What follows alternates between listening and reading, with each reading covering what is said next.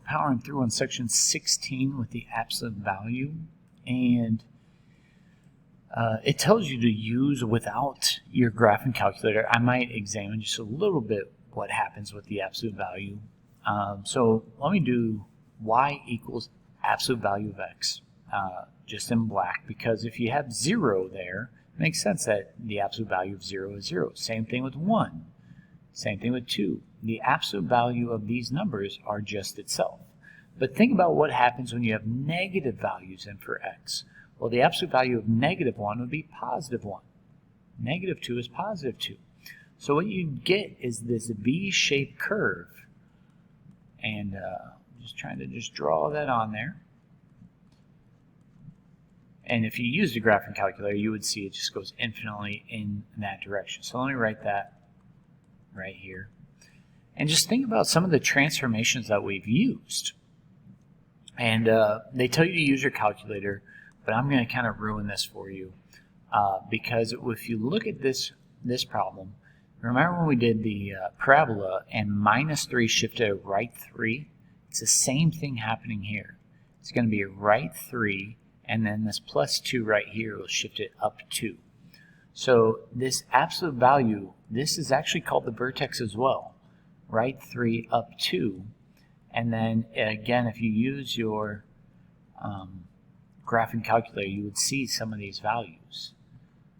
And I'm also going to point out, as I do this, that it does go infinitely in that direction. But if you were to plug in values like 0, 0 minus 3 for 0 for x, -3 is -3, absolute value of that is +3, +2 is 5. And you see that in the problem. And then let me do the other one in red, that this one would be left 1 from the origin and then down 4. So instead of the vertex being here, it's going to be left 1, 1, 2, 3, 4.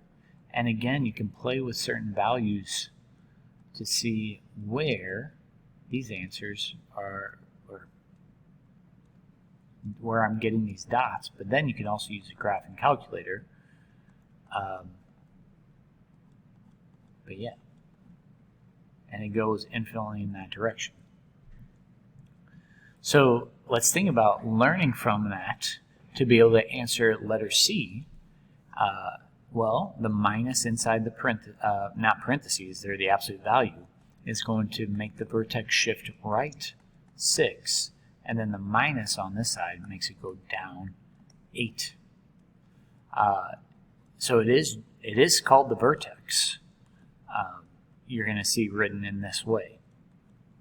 And I don't think it asks you to actually graph it, but you could play around and you could graph that. So if I ask you for the range of these problems, I think this is the first time it's asking for the range, well, you could graph this and then look at the range that way. Because instead of the vertex being at the origin, it's going to be shifted left 8, and then down 3, something like this, and then an upwards V. But all I really care about is the possible y values that I get. And if you look closely at it, that the y values deal with the fact that it's shifted down 3, so it's not this 8 piece. And because it's down, we want the -3, not the +3. Y, values for y, satisfying that y is greater than or equal to -3. So option 2. And now what we're asking you to do is to solve. And here's the thing, is you could actually solve these using the absolute value equation. I don't know if that would confuse anybody, so that might be something I save for class. But the thing is when you have the absolute value of something equals 8, like we do here, the reality is what's inside the absolute value could be a positive 8, or it could be a negative 8. Because if inside the absolute value is a negative number, the absolute value will make it positive, and that will work. And maybe I will go ahead and show you the graph, at least of this one, but the next couple would probably be confusing. But if I ask you to graph the absolute value, and then I ask you to graph the equation y equals 8, you can see the horizontal line of y equals 8. hits the curve twice. So you should have two answers, one at positive 8 and one at negative 8. I don't know if that makes sense or if you need some other explanation. But if I look at the next one, again, what's inside the absolute value could be a positive number. Or what's inside the absolute value could have been negative 3. Because what's the absolute value do to negative 3? Well, it would make it positive 3. So what's nice about this is the way you solve this is going to be the same no matter what. If you subtract 7 over, 3 minus 7 is negative 4.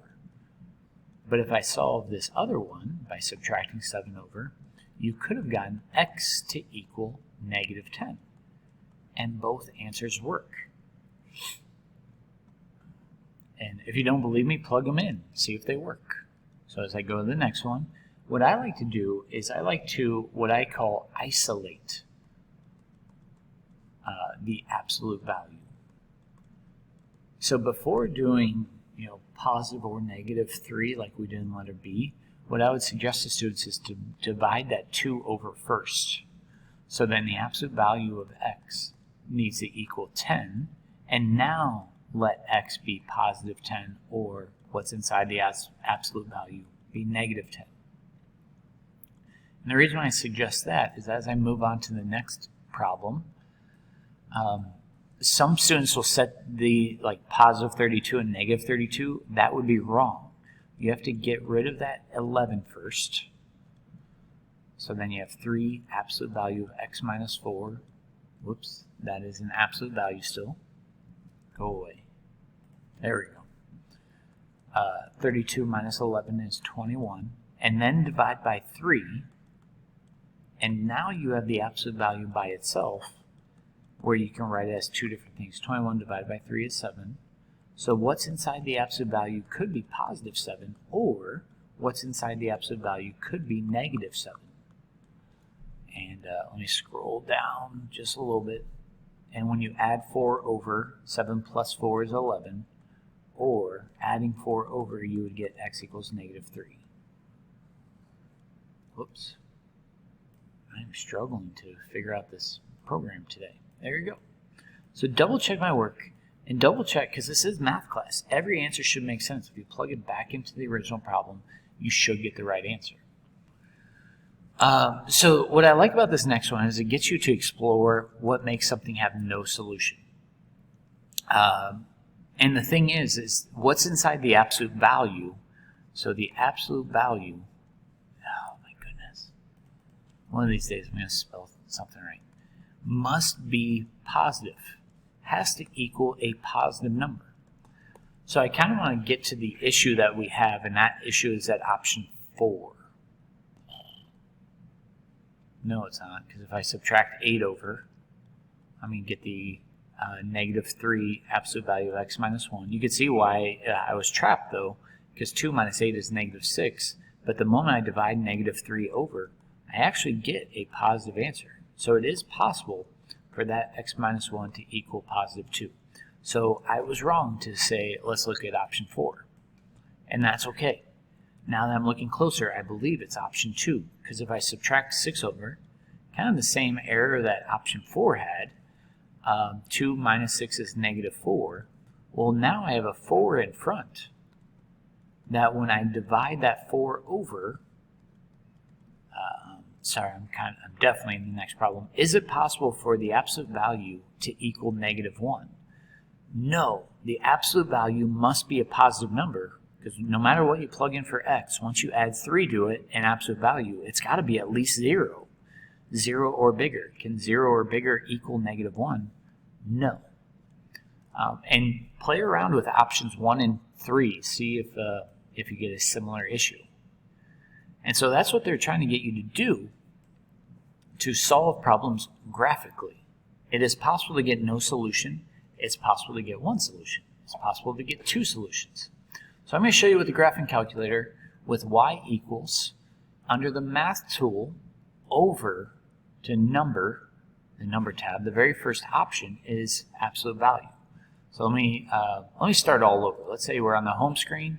You want to hit y equals first, and then math over, and that's where absolute value is. If you're curious, there's also other shortcuts like alpha window will pull up an absolute value. Anyway, we have x minus 1 there. So that should be shifted right 1. If I look at my graph, you can see it's shifted right 1. But then I need a second equation, which is 2x minus 5. So if I look at that graph, oh, I see that they cross somewhere. And not only do they cross somewhere, but I could actually find the point of intersection by hitting second trace, and the fifth option down is intersect. I just need to move my cursor over, hit enter 3 times, and I see that they intersect at 4, 3. So somewhere over here at 4, 3 is going to be my solution, because the absolute value, y equals that shifted right 1. I'm just going to put a very lame graph right here. Look something like that. And then in this purple color, I'm going to graph y equals 2x minus 5. I'm just going to have it go down at 0, negative 5, because that's my y-intercept and my slope is up to right 1. I'm trying to keep this video somewhat short. And so sketching this, I can see that the x value will equal 4. Why? We only care about x in the problem. If you're curious why we have 3 written down, it's because when I plug in 4 in for x's, I get 3. So here's the thought process. What's inside the absolute value could be a positive number. So I could just set x minus 1 equal to 2x minus 5. Or what's inside the absolute value could be a negative value. So it'd be the negative of x minus 1 is equal to 2x minus 5. So as I go to solve one of these, so for instance, if I subtract x over, I would have negative 1 is equal to x minus 5. And then I'd have to add the 5 back over. I get that x equals 4. And that was the right answer. But if I did this way, because remember, what's inside the absolute value could have been a negative, and I distribute that negative in there, is equal to 2x minus 5. And then I add, or how about this? I'll add x just like I did earlier. But while I'm at it, because I'm running out of space, I'm going to add 5 over. So I'll have 6 is equal to 3x. And when I divide both sides by 3, I get x equals 2. Uh-oh, well, we didn't get a correct answer at x equals 2. So what we need to do is check our answers, because what could happen is we have what's called an extraneous solution. And what an extraneous solution is that algebraically we may have gotten an answer that worked, but when I go to plug it back in, it doesn't really work. As I mentioned earlier, the 4 does work, because 4 minus 1 is 3, and the absolute value of 3 is 3, and 2 times 4 is 8, minus 5 is 3. So you can check that work that way. 4 minus 3, apparently doesn't want to listen to me. 4 minus 1 is equal to 3, and then when I compared that to 2 times 4 minus 5, I got 3. They were equal. But if I did this one, x equals 2, 2 minus 1, that's going to be 1. But if I do 2 times 2 minus 5, that answer comes out to be 4 minus 5 is negative 1. Well, those are not equal. So sometimes what will happen is you'll go to solve a problem and it won't work. So what does that mean for us? That when you get a false solution, you go back and you cross off the one that doesn't work. And that's what we're practicing on these last 2. And I think what I'll do is pause the video, or you should pause the video and try it on your own, but I'm going to go to the answer key. So as you work on 4A, you get 2 answers of 0 and negative 10. Notice how the problems worked out a little bit differently. I like negating the absolute value. This one negates the result. And negative 10 is the extraneous solution. And then on letter B, negative 4 and 14 both work.